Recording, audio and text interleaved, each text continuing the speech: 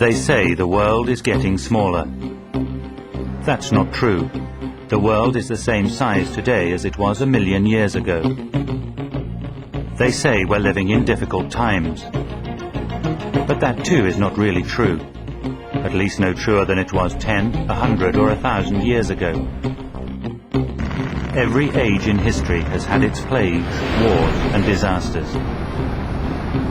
What is different about the world today compared to the past is our knowledge and communication. Today we have more information available than ever before, and we can communicate at a speed that was considered impossible just a few years ago.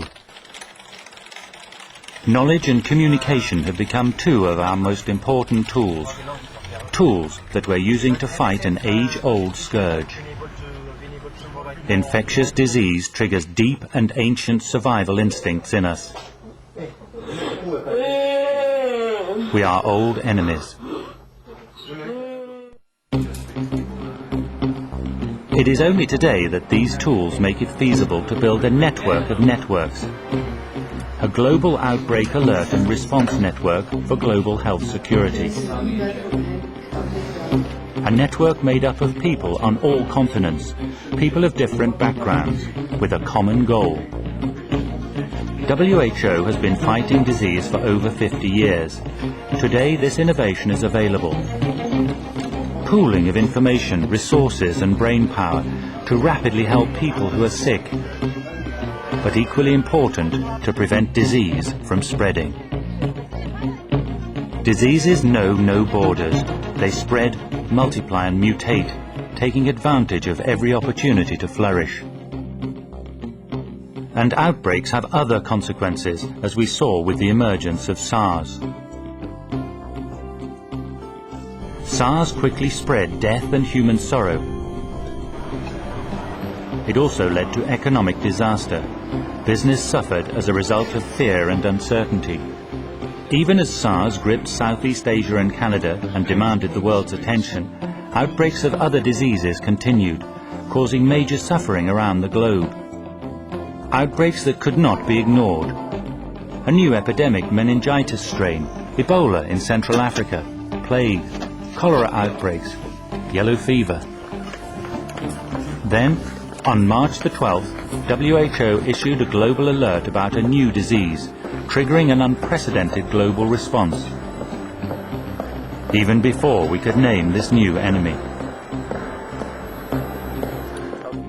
Linking hundreds of people in locations around the world, the alert and response operations moved into a higher gear, a level never previously experienced. The response that would have taken weeks or months just a few years ago now only took days. Expert teams from the Global Outbreak Alert and Response Network deployed to support affected countries. Working with WHO staff worldwide, this network mobilized hundreds of others throughout the world, each playing an important role in this global effort. Epidemiologists, clinicians, laboratory scientists, environmental investigators, veterinarians, logisticians, communications experts, healthcare workers. They were all put through a hard test when SARS first struck. Questions had no answers. What is this? Where did it come from? How do we stop it? What is going on? SARS struck hard and fast. It stressed countries and WHO capacity to the breaking point. Everywhere, dedicated people were working unbelievable hours in an effort to sustain this global response. These efforts paid off. And 4 months after the WHO Global Alert was issued, the SARS genie was apparently back in the bottle. But this may be only a chance to draw breath.